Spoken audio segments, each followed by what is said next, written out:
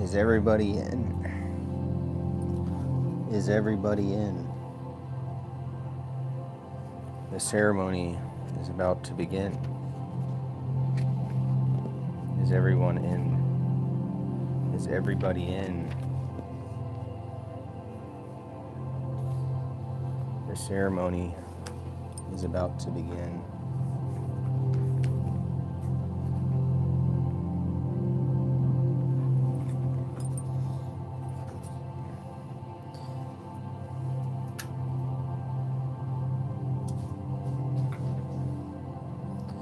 The Cipher of Nick Fuentes, Steve Bannon, and Alexander Dugin sounds very hip and cool. Let's see if I can read this clearly so you people can believe that I wrote that. So you people can believe I wrote this stuff. I need to read it without stuttering. The eschatological salon. The eschatological salon. Hidden traditions. Differentiated men. In the politics of the Dark Age. Bannon isn't a person, he's an eschatological sign. Traditionalists aspire to be everything modernity is not. History does not progress, it degenerates towards renewal. The hidden meeting. Secrecy, recognition, and the politics of the private room. The true political encounter occurs away from institutions and before witnesses. It unfolds in suites, corridors, and sealed rooms. It unfolds in suites, corridors, and sealed rooms where history is rehearsed in whispers rather than debated in public. Power recognizes itself not through policy but through mutual identification among those who believe they stand outside time. Secrecy is not merely tactical but metaphysical. What must be hidden is not the meeting itself but the worldview that animates it. For its exposure to the modern gaze would dissolve its authority. The private room becomes a ritual chamber where affiliation precedes agreement. The handler, the corridor, and the closed door are part of the rite. They mark a passage from the visible world of clerks and crowds into a subterranean sphere where influence is cultivated as initiation rather than persuasion. Differentiated man, elites, recognition, and spiritual narcissism. Traditionalism falters by differentiation. It divides humanity not by opinion but by essence, granting its adherents the intoxicating belief that they belong to a caste apart. Spiritual, awakened, and resistant to the flattening pressures of mass society. To be against time is to claim immunity from accountability. The differentiated man imagines himself exempt from the moral and political standards of the present, since he answers instead to a transcendental order allegedly older and truer than democracy itself. Recognition among elites substitutes for truth. The nod, the handshake, and the fraternal address becomes proof of correctness as mutual affirmation replaced empirical validation. Anti-modern revolt, modernity as enemy, progress as heresy. Modernity is framed not as historical condition but as a cosmic error. Reason, equality, quantification, and mass politics are treated as symptoms of a metaphysical fall, rather than a contingent development. The rejection of progress licensed reaction without nostalgia. By claiming that degeneration is necessary and cyclical, traditionalism converts despair into purpose and collapse into anticipation. Opposition to modernity is total or meaningless. Partial resistance, economic populism without spiritual hierarchy, nationalism without metaphysics is dismissed as incoherent compromise. Cyclical time, Kali Yuga, fatalism, and the promise of ruin. Time does not heal, it corrupts. History is conceived as a downward spiral from purity to chaos, where decline is both inevitable and desirable as the precondition for renewal. Catastrophe is reimagined as sacrament. The darker the age, the closer the return to gold, making social breakdown an object of reverence rather than prevention. The future is identical to the past, purified by destruction. Innovation is stripped of moral authority, while antiquity becomes prophecy.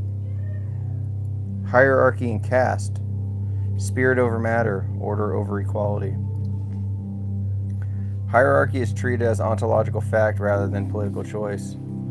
Priests, warriors, merchants, and slaves are cast not as roles but as types of being, each with fixed moral worth. Equality is condemned as metaphysical insult. Democracy and communism are rejected not for their outcomes, but for their presumptions that quantity can rival quality. Material success signifies spiritual failure. The dominance of markets, bodies, and consumption is read as proof that the lowest caste has seized control of history. Syncretic absolutism, perennial tradition, selective universality. Pluralism is permitted only within a closed system. Multiple religions are affirmed as valid paths solely insofar as they can be subordinated to a single imagined core tradition. Syncretism serves hierarchy, not openness. The fusion of Hinduism, paganism, and Islam functions to bypass modern Christianity while preserving authoritarian metaphysics. The claim to timeless truth immunizes belief from critique by positioning itself outside history. Traditionalism refuses the evidentiary demands imposed on historical religions and political ideologies alike. Eschatological politics, signs, symbols, and the leader as omen. The leader is valuable less for policy than for symbolism. Figures like Bannon are elevated as portents, proofs that the revolt against modernity has begun to manifest in history. Political alliances are interpreted as cosmic alignments. Geopolitics becomes theology by other means, where nations are cast as spiritual actors in an end-time drama. Failure does not refute the worldview, it confirms it. Setbacks are absorbed as further evidence of the living in the Dark Ages, strengthening rather than weakening conviction. The underground transmission, ideas, networks, and esoteric circulations. Marginal texts gain power through obscurity. The rarity of Guanon and Evola is not an accident but a credential, marking their readers as initiates rather than consumers. Influence travels through personal exchange, not mass adoption. Books pass hand to hand, private meetings, and coded references outperform public platforms in shaping elite beliefs. The underground thrives on proximity to power without ownership of it. Its greatest success is not governing directly, but infecting decision makers with a metaphysical lens through which all decisions are filtered. The dark attraction, danger, fascination, and intellectual seduction. Traditionalism seduces through complexity and transgression.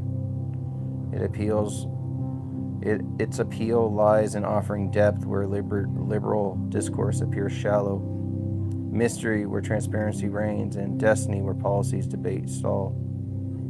The thrill of forbidden knowledge masks its political cost. What begins as esoteric curiosity ends as justification for exclusion, hierarchy, and authoritarian longing.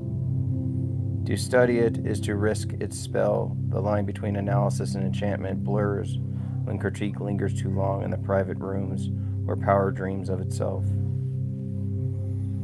Heidegger, Inceptual Thought, and the Philosophical Constitution of the Political.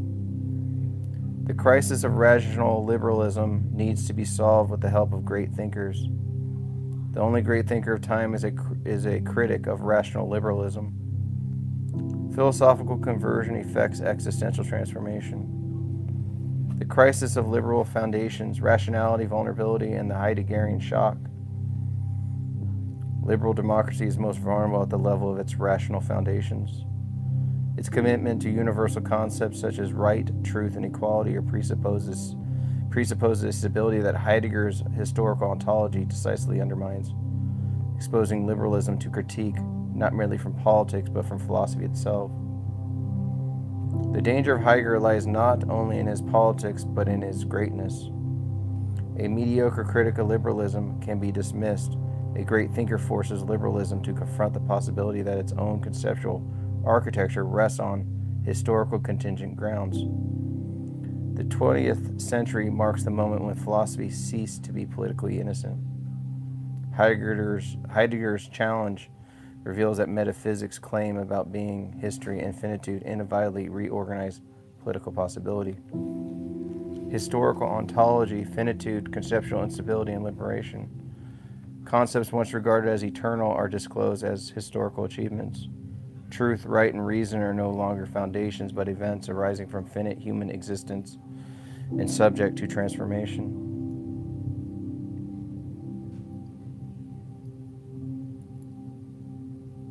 Oh, sweet. Thanks for listening to those. Someone says I don't read fluidly enough, but I don't know. It's like when you read it out loud, it's a little different. Maybe the lighting's not that good.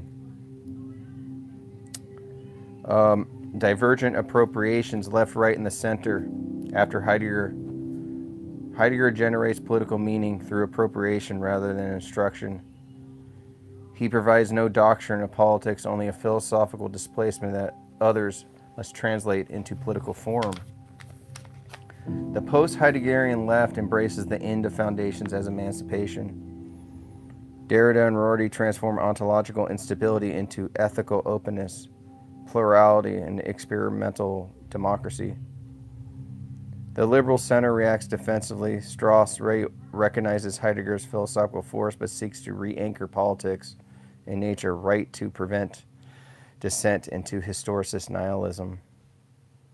The radical right radicalizes Heidegger's inceptual promise.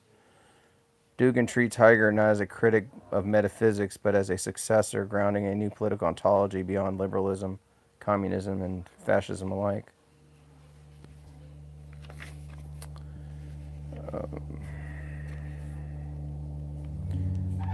Founder in the Eurasian episteme.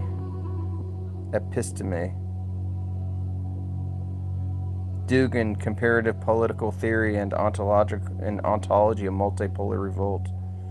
Putin's brain, the fourth political theory. Without philosophy, Eurasianism is impossible. Misrecognition and reduction.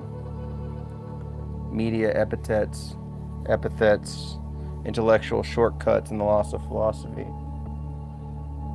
Public notoriety obscures philosophical structure.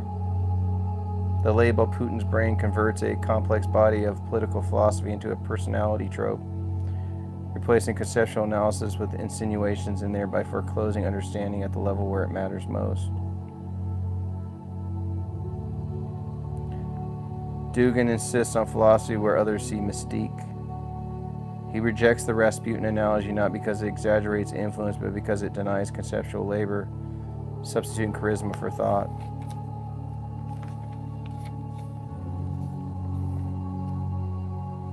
To be or not to be after politics, post-liberal reality, the end of ideology, and the call of the fourth political theory. The enemy has dissolved into the air.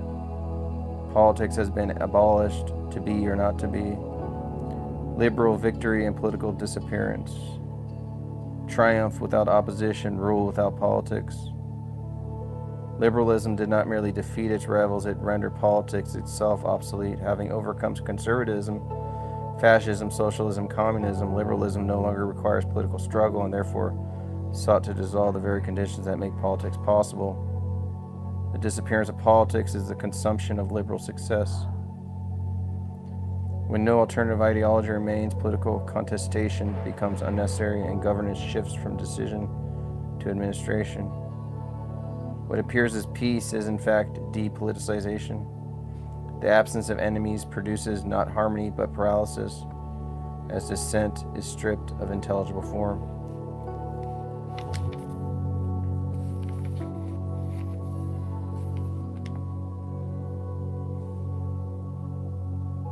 ritual, rank, and the pedagogy of belonging. Institutions reproduce loyalty through ritual before ideology. Merits is validated by ordeal. Skill and competence are necessary, but passage is conferred symbolically. Belonging is achieved when the body submits to ceremony.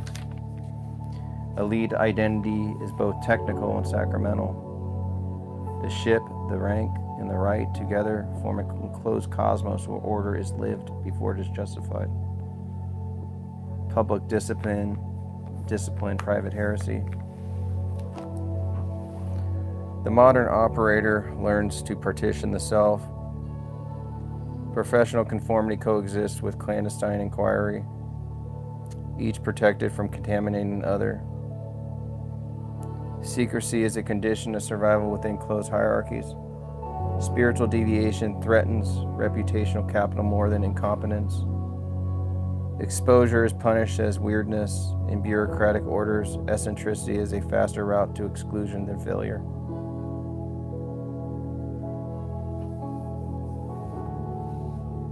Counterculture as interlude, rebellion without break. Youthful rebellion can function as rehearsal rather than rupture. Counterculture is explored, then folded back into disciplined ambition. Renegade aesthetics need not contradict authoritarian appetites. The hiatus sharpens rather than dissolves direction. Experimentation clarifies what must later be hidden, not abandoned. Mind, body, spirit as instruments. Spiritual practice is assimilated as technique. Meditation becomes a tool alongside study and physical training subordinated to performance. Interior calm is pursued for exterior command. Stillness is valued insofar as it sharpens focus under pressure. The mantra disciplines chaos without moral conversion. Practice precedes belief. Efficacy precedes creed. Catholic insufficiency. Tradition without mysticism. A faith reduced to ethics invites supplementation. Moral instruction without lived transcendence produces hunger for practice. Orthodoxy loses authority when it cannot train the soul. The absence of method invites borrowing. Heritage is preserved by extension, not abandonment. The search proceeds outward while allegiance remains nominally intact. Esotericism and pluralism. Exoteric difference, esoteric core. Pluralism offers license without apostasy. One may remain within a tradition while foraging among others for technique and insight. Syncretism is rejected rhetorically and practiced tacitly. The boundary is policed in language while crossed in private.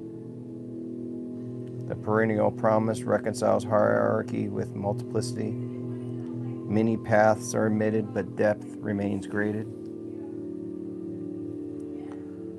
The dissident search, authenticity against mass society. Spiritual dissent mirrors cultural dissent without overt politics. Withdrawal precedes critique. Modernity is indicted as spiritually thin. Progress is suspected of hollowing the human core. Ancient texts are treated as counter-technologies. The oldest teachings are recruited to resist the newest systems. Americanization and corruption, adaptation versus fidelity. Imported traditions are softened to fit liberal norms. Hierarchy is flattened, militancy is allegorized, authenticity is measured by resistance to accommodation. What offends liberal sensibility is taken as proof of depth. The West domesticates what it cannot fully absorb. Ritual becomes lifestyle, discipline becomes wellness. Conservative spirituality, hierarchy, duty, and withdrawal. Sacred texts often presuppose order and rank. Discipline is not an embarrassment, but a prerequisite. Withdrawal is a virtue before it is a politics. Distance from mass society is treated as moral hygiene. Militancy and contemplation are not opposites. The warrior and the monk share a grammar of restraint, suspicion and surveillance, security clearance and the policing of the inner life. Institutions equate interior deviation with operational risk. Belief is treated as vulnerability. Clearance regimes police imagination as much as conduct. What cannot be audited is feared. The inner life becomes contraband. Spirituality is hidden like classified material. The bookstore as threshold. Metaphysical bookstores function as liminal zones. They permit transgression under cover of banality. The shelf is a curriculum without a syllabus. Clearance. Chance encounter structure intellectual destiny. Selection is shaped as much by interruption as by desire. What is not chosen may matter more than what is bought. First contact with tradition, theosophy, Guinan, and the forking path. Syncretic systems attract before they are doubted. Totality seduces the novice with scope. The hint of primordial unity provokes alarm and curiosity. Origins unsettle modern sensibilities. Missed encounters mark the itinerary. What is deferred continues to work in absence. The modern type operator is seeker. The modern operator seeks transcendence without surrender. Depth is pursued without relinquishing command. Esotericism is adopted as private capital. Insight is accumulated, not proclaimed. The path begins as technique and ends as orientation. What starts as stress relief becomes a map of meaning. All right, that's the end of part 1. I'll see you guys later.